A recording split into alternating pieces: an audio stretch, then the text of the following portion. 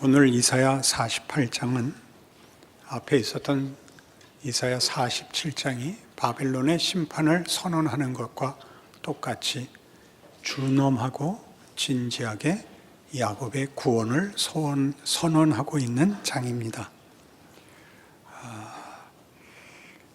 9절에 보는 바와 같이 내 이름을 위하여 내가 노하기를 더디할 것이며 내 영광을 위하여 내가 참고 너를 멸절하지 아니하리라. 오늘 본 본문에 의하면 20절 너희는 바벨론에서 나와서 갈대아인을 피하고 즐거운 소리를 이를 알게 하여 들려주며 땅끝까지 반포하여 이르기를 여호와께서 그의 종 야곱을 구속하셨다 하라. 이렇게 구원이 선포되고 있습니다. 47장에 나왔던 바벨론 심판은 한 나라, 한 제국, 한 폭력을 꺾는 것 이상으로 사망을 심판한다라고 말씀드렸습니다. 오늘 48장은 대조적으로 구원을 약속하고 있고 하나님의 창조의 완성을 약속하고 있는 것입니다. 바벨론이라는 나라 하나, 야곱이라는 이스라엘 족속 하나에 관한 것이 아니라 창조주 하나님께서 세계와 역사 속에 그의 창조 사역을 승리로 영광으로 완성하리라. 그렇게 약속하는 장들이지요. 그래서 오늘 본문에 나오는 야곱의 구원은 바벨론에서 사망을 심판할 때 했던 단호하고 준엄한 동일한 그런 무게로 동일한 진정성을 가지고 약속되고 있습니다. 오늘 48장을 이해하기 위해서 그 서론에 해당하는 부분을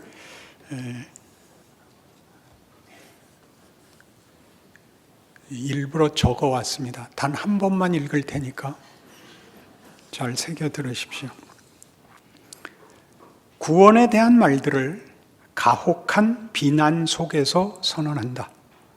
역사의 변동은 하나님의 부르심에 대한 인간의 반응이 얽히고 설킨 것이라고 말한다. 그러면 무엇이 이 절망의 현실에서 이스라엘로 하여금 희망을 기대할 수 있게 하는가? 하나님 때문이다. 하나님이 누구기에 그는 창조자이기 때문이다. 창조란 없는 데서 결과를 만드는 분입니다. 그러니 이제 하나님께서 구원을 완성하시겠다라고 하는 것이 서두에 말씀드린 것 같이 그의 창조를 승리로 이끌겠다라는 약속이라면 그 과정은 어떻게 이해해야 되느냐? 라는 우리가 겪는 현실, 우리의 인생, 그 역사가 있습니다. 인류 역사. 인류 역사는 도대체 뭔가? 이렇게 가혹한 비난을 받아야 되는 약속의 민족마저도 가혹한 비난을 받기에 마땅한 현실이 인류 역사라면 시작이요 마지막이며 그렇죠? 처음이요 끝인 분이 그 과정을 이런 비난하고 한탄하고 꾸짖고 심판해야 되는 그리고 그 대상들이 회개해야 되고 부끄러워해야 되고 비난받아야 되고 심판받아야 마땅할 그 과정은 도대체 뭐냐? 성경이 내내 담고 있는 이스라엘의 역사는 뭐냐? 2000년 교회사는 뭐냐? 그렇게 질문이 이어질 수밖에 없죠. 그것은 창조의 시작과 완성이 다만 존재하지 않던 것에서 존재하는 것으로 끝나지 않고 존재의 정체성을 채우는 시간이다. 이렇게 성경은 증언합니다. 다른 모든 존재하는 사물들이 인격을 가지지 않은 존재이기 때문에 존재하는 것으로 그만이지만 인간만은 자기의 정체성을 자신이 이해해야 합니다. 왜냐하면 그는 인격적 존재이기 때문입니다. 하나님의 사랑의 대상이고 사랑에 반응해야 됩니다. 사랑은 이미 도덕도 자발성을 요구한다면 사랑은 자발성을 몇백 배나 더 가져야 되는 것이죠. 납득하고 항복하고 기뻐하고 소원하는 것이 아니라면 사랑은 이루어질 수 없습니다. 그럼 그걸 어떻게 만드느냐 하는 것이죠. 하나님이 우리를 만드셨고 우리에게 당신의 기쁘심을 삼으시고 채우시고 우리로 하여금 당신을 기뻐하며 사랑케 하시겠다. 이게 성경에서 말하는 구원입니다. 인간 창조에 관한 정체성입니다. 그걸 어떻게 완성하느냐? 어떻게 완성하느냐? 이 문제이지요. 이 일을 위해서 성경은 우리가 우리의 고집, 우리의 무지로부터 출발된다고 얘기합니다. 아담의 이 선택이 그랬고 이스라엘을 향하여 성경이 구원을 약속하는 내내 나는 너희를 모태에서부터 조성한 자다. 나는 너희를 있게 한 자다. 로부터 출발하여 완성까지의 과정이 하나님의 돌보심과 하나님의 손안에 있다고 얘기합니다. 그러나 이 하나님의 손안에 있는 것은 처음부터 끝까지 하나님이 모든 것을 대신한다는 뜻이 아니라 이렇게 우리에게 시작이 있고 완성이 있는 기간을 하나님이 함께 하신다는 것으로 선언됩니다. 무지할 때, 어렸을 때, 철없을 때, 고집을 부렸을 때, 잘못 선택한 실패, 왜곡, 기만이 있다고 얘기합니다. 자유가 가지는 의심과 고집의 선택 속에서 경험하는 진리와 인간의 정체성에 대한 혹독한 오해, 왜곡, 기만을 넘어서야 됩니다. 그것이 성경이 말하는 하나님이 우리 안에 정체성을 만들어가는 방법이요, 우리를 항복시키는 과정입니다.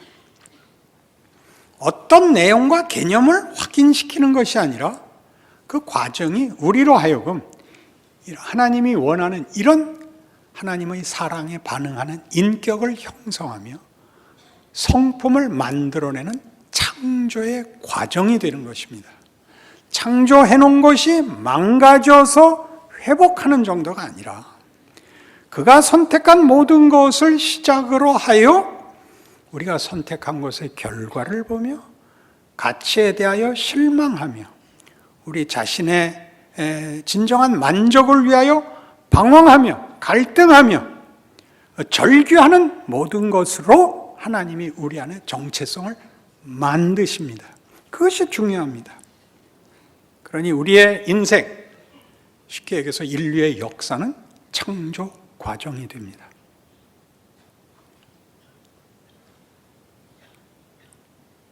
이런 창조의 과정을 이해시키는 성경에 많은 증거들이 있는데 우리가 대부분 놓치고 있죠. 대표적인 것, 창세기 17장에 가보십시다. 17장 1절. 아브라함이 99세 때 여호와께서 아브라함에게 나타나서 그에게 이르시되 나는 전능한 하나님이라. 너는 내 앞에서 행하여 완전하라.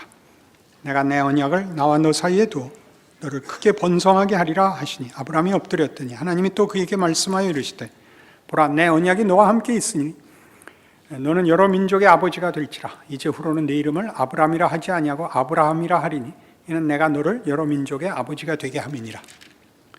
여기는 아브라함으로 이름이 개명되는 이 자리는 굉장히 중요한 자리입니다. 우리는 아브라함을 기억하지 않고 아브라함을 기억합니다.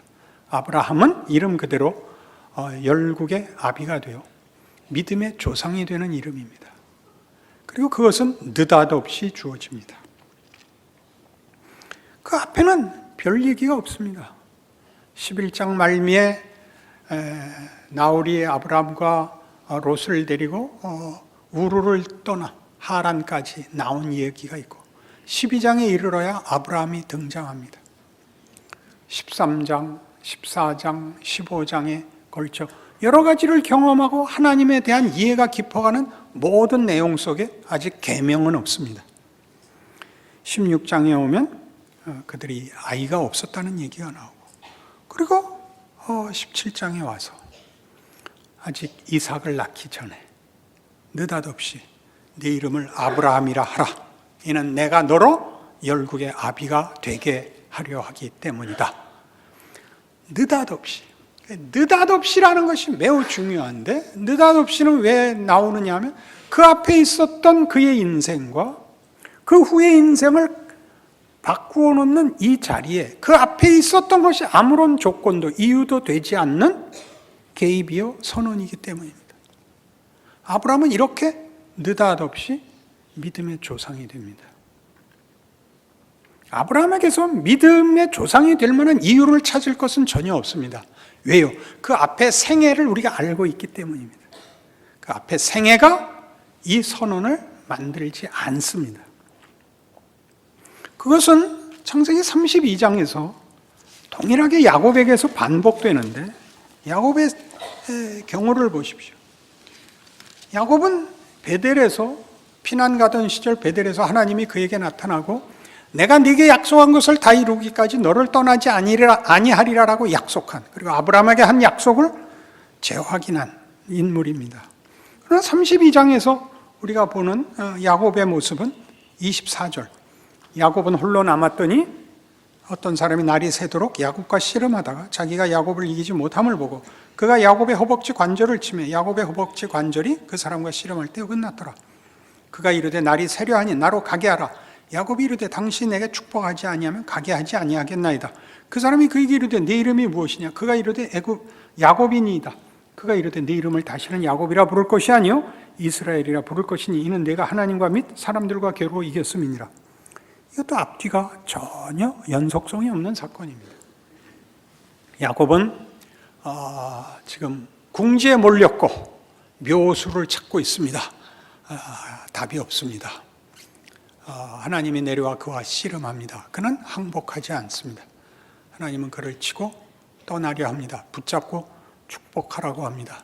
여태껏 행위와 하나도 맞지 않습니다.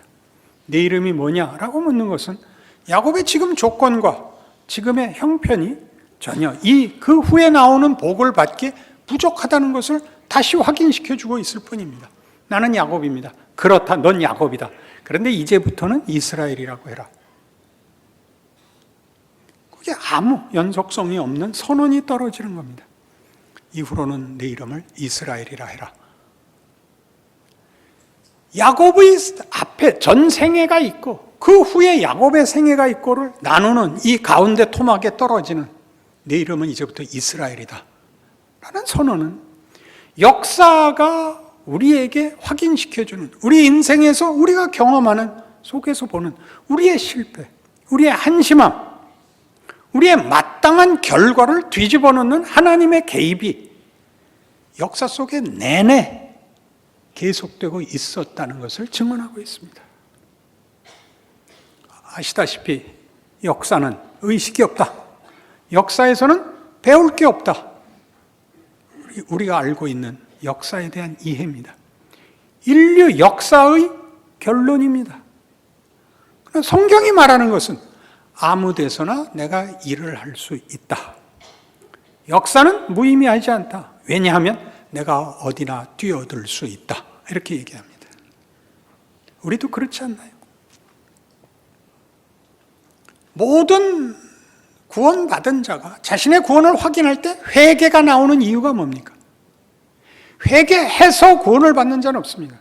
구원을 받아서 회개를 하죠. 순서를 보십시오. 회개를 아무리 해도 감동은 안 떨어집니다.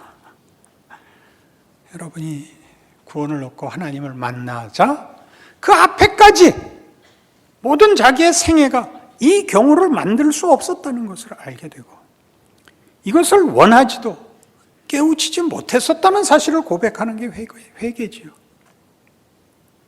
그러니 하나님께서 우리에게 뭐라고 얘기하는 것 같습니까?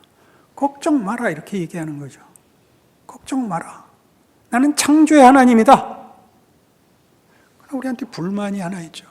왜 하필 그런 식으로 하십니까? 이게 하나 남죠. 로마서 15장에 가시면 1절부터 봅니다. 믿음이 강한 우리는 마땅히 믿음이 약한 자의 약점을 담당하고 자기를 기쁘게 하지 아니할 것이라. 우리 각 사람이 이웃을 기쁘게 하되 선을 이루고 덕을 세우도록 할지니라. 그리스도께서도 자기를 기쁘게 하지 아니하셨나니 기록된 바 주를 비방하는 자들의 비방이 내게 미쳤나이다 함과 같으니라. 무엇이든지 전에 기록된 바는 우리의 교훈을 위하여 기록된 것이니 우리로 하여금 인내로 또는 성경의 위로로 소망을 가지게 함이니라. 이제 인내와 위로의 하나님이 너희로 그리스도 예수를 본받아 서로 뜻이 같게 하여 주사 한 마음과 한 입으로 하나님 곧 우리 주 예수 그리스도의 아버지께 영광을 돌리게 하려 하노라. 그러므로 그리스도께서 우리를 받아 하나님께 영광을 돌리심과 같이 너희도 서로 받으라. 내가 말하노니 그리스도께서 하나님의 진실하심을 위하여 할례의 추정자가 되셨으니 이는 조상들에게 주신 약속들을 견고하게 하시고 이방인들도 그 긍휼하심으로 말미암아 하나님께 영광을 돌리게 하려 하심이라. 기록된 바 그러므로 내가 열방 중에서 주께 감사하고 주의 이름을 찬송하리로다 함과 같으니라. 또 이르되 열방들아 주의 백성과 함께 즐거워하라 하였으며 또 모든 열방들아 주를 찬양하며 모든 백성들아 그를 찬송하라 하였으며 또 이사야가 이르되 이새의 뿌리 곧 열방을 다스리기 위하여 일어나시는 이가 있으리니 열방이 그에게 소망을 두리라 하였느니라. 소망이 하나님이 모든 기쁨과 평강을 믿음 안에서 너에게 충만하게 하사 성령의 능력으로 소망이 넘치게 하시기를 원하노라. 여기 인용된 이 구약 성경들은 전부 다 하나님께서 은혜를 베푸신다. 이스라엘, 약속한 이스라엘에게뿐만 아니라 이스라엘을 세워 주시려고 한 모든 세계 민족들에게 그 은혜를 베푸시려고 한다. 그러니 너희는 넉넉하게 살아라. 그렇게 얘기하는 겁니다. 뭘 넉넉하라는 거죠? 너희의 인생과 역사를 겁내지 마라. 또 어떻게 하라고요? 마음을 열어 너희와 다른 생각을 하고 아직도 나 모르는 사람들 잘 끌어안고 살아라. 우리가 겁을 내는 것은 무엇일까요? 하나님의 은혜 밖에 있을까 봐 겁내는 거죠. 하나님의 시간 밖에 있을까 봐 겁내는 거죠. 성경은 그렇게 얘기하지 않고 어느 시간도 어느 영역도 하나님의 은혜 밖에 있는 자리는 없다. 그렇게 얘기하고 있는 중입니다. 3절 보시듯이 그리스도께서도 자기를 기쁘게 하지 아니하셨나니 기록된 바 주를 비방하는 자들의 비방이 내게 미쳤나이다 라고 시편을 인용합니다. 시편 69편입니다. 찾아가 보셔야 됩니다. 다윗의 시입니다. 시편 69편 1절. 하나님이여 나를 구원하소서. 물들이 내 영혼에까지 흘러들어 왔나이다. 나는 설 곳이 없는 깊은 수렁에 빠지며 깊은 물에 들어가니 큰 물이 내게 넘치나이다. 내가 부르짖음으로 피곤하여 나의 목이 마르며 나의 하나님을 바라서 나의 눈이 쇠하였나이다. 까닭없이 나를 미워하는 자가 나의 머리털보다 많고 부당하게 나의 원수가 되어 나를 끊으려 하는 자가 강하였으니 내가 빼앗지 아니한 것도 물어주게 되었나이다. 하나님이여 주는 나의 우매함을 아시오니 나의 죄가 주 앞에서 숨김이 없나이다. 주 만군의 여호와여 주를 바라는 자들이 나를 인하여 수치를 당하게 하지 마옵소서. 이스라엘의 하나님이여 주를 찾는 자가 나로 말미암아 욕을 당하게 하지 마옵소서. 내가 주를 위하여 비방을 받았사오니 수치가 나의 얼굴에 덮였나이다. 이 7절을 인용하고 있습니다. 다윗은 고단한 인생을 살고 있습니다. 비난받고 있고 수치 속에 묻혀 있습니다. 그걸 뭐라 그런다고요? 주를 위하여 비방을 받았다고 합니다. 주를 위하여 비방을 받는다. 다윗의 시 속에서는 줄곧 이 주를 위하여 받는 비방이 뭐라고 나오느냐 하면 네가 만일 제대로 했더라면 하나님이 왜 이 고통을 겪게 했겠느냐? 네가 잘못해서 이 고난을 겪는 것이다. 그러나 다윗이 알기로는 자기의 고난은 하나님이 시킨 겁니다. 하나님이 나를 고난의 길로 끌고 가는 바람에 하나님이 있다면 너에게 그럴 리가 없다는 욕을 나 혼자 먹고 원래 하나님께 갈 비난이 나한테 온 것입니다. 그렇게 얘기를 합니다. 이게 무슨 말일까요? 하나님이 받아야 할 비방이 나에게 왔다는 것. 좀 더 이해하기 좋게 이스라엘의 운명을 보십시오. 그들은 잘못하여 하나님께 심판받아 바벨론 포로가 됩니다. 이스라엘이 당한 심판, 형벌 이상으로 하나님이 수치를 당하시죠. 바벨론은 이스라엘이 섬기는 신보다 자기네가 섬기는 신이 우월해서 자기네가 이기고 이스라엘이 졌고 이스라엘이 믿는 하나님은 아무것도 아니다가 됐죠. 왜 이런 길을 가시는가 하는 것입니다. 시편은 내내 다윗의 시들이 이것을 주제로 삼고 있습니다. 주를 비방하는 비방이 내게 미쳤나이다. 너희 하나님은 도대체 어떤 하나님이냐? 신이 있다면 왜 그런 길을 택하느냐? 예수에게서 대표적으로 나타납니다. 신이 사람의 손에 의하여 붙잡혀 십자가에 못 박혀 죽는 그런 신은 믿을 수가 없습니다.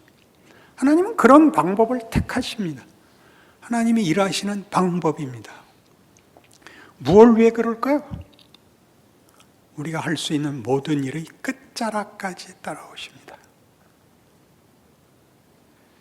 경험과 기회와 선택과 확인과 납득을 주십니다. 여기가 우리가 쫓아가지 못하는 자리일 것입니다. 하나님은 그의 창조에서 가장 중요한 인간의 정체성을 하나님께서 가지시는 자유로우심에 초대합니다. 내가 너를 조건 없이 사랑한 것 같이 너희도 나를 조건 없이 사랑하는 자리로 요구한다. 여기서 조건 없이는 어떠한 조건도 이 사랑보다 클 수 없는 자리를 우리에게 정체성으로 요구하고 있습니다. 그러니 해야 할 것은 뭐죠? 사랑에 못 미치는 모든 것의 실체를 경험해야 합니다. 우리가 늘 하는 기도죠. 하나님, 다시는 하나님 찾아올 필요 없게 해 주십시오. 그게 우리의 기도죠. 우린 전부 여기에 못 미치는 기도를 하죠. 하나님이 기뻐야 됩니다. 말이 되나요고요? 됩니다.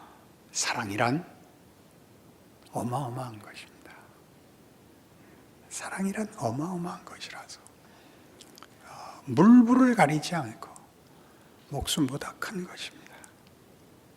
우리가 아는 사랑은 소유욕과 자존심에 불과합니다.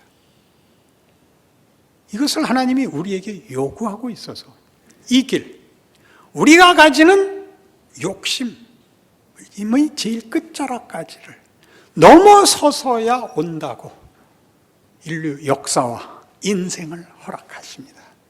창조 중에 계십니다. 우리가 갈 때까지 가보고 그것 넘어라고 아는 그것을 끝까지 오지 않고 그것 너머를 올 수가 없기 때문에 하나님은 이 길을 허락하십니다. 이것이 없으면 여러분은 신자가 아닙니다. 하나님이 나를 사랑하시는가? 여러분이 탄식과 절망과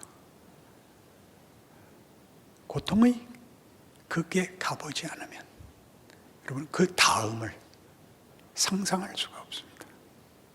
알아볼 수가 없습니다. 그것은 빌립보서 2장에서 이렇게 선언된 실체입니다. 예수 안에서 증명된 역사적 실체이죠. 여기서 예외가 있는 사람은 아무도 없습니다.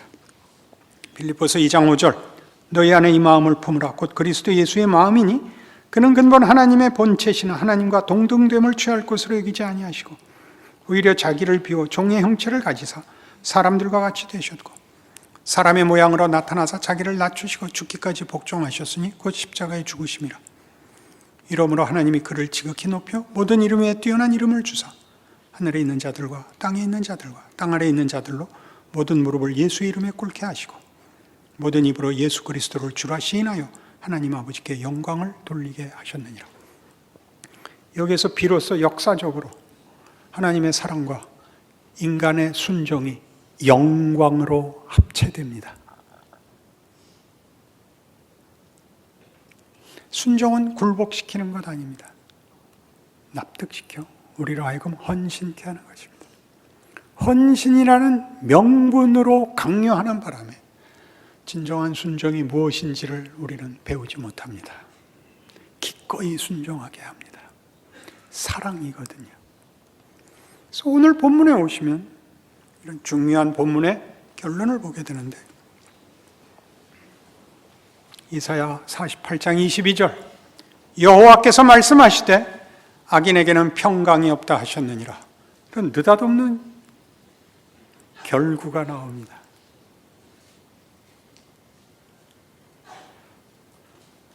사랑은 영광이며 사랑이 없는 데는 원망밖에 만들어지지 않습니다. 살아보십시오. 원망만 남습니다. 우리가 예수를 믿는다는 이름으로 여러분의 현실에 영광이 있는가, 원망이 있는가 보십시오. 제일 많이 들은 간증, 괜히 일찍 예수 믿었다. 얼마든지 지금도 듣는 간증입니다. 그렇지 않습니다. 기도하십시다. 하나님 아버지, 하나님께서 우리에게 영광을 만드시는 줄 믿습니다. 우리가 흘리는 눈물과 우리의 분노와 우리의 한탄이 끝이 아니고 하나님의 성실하심과 능력이 결국을 만든다는 것을 믿습니다. 하나님이 우리와 타협하시지 않고 거룩하심으로 그 뜻을 이루신다는 사실로 우리의 인생에 힘을 냅니다. 믿음을 가지기로 합니다. 승리하여 찬송하는 자리에 가게 하여 주옵소서. 예수님 이름으로 기도합니다. 아멘.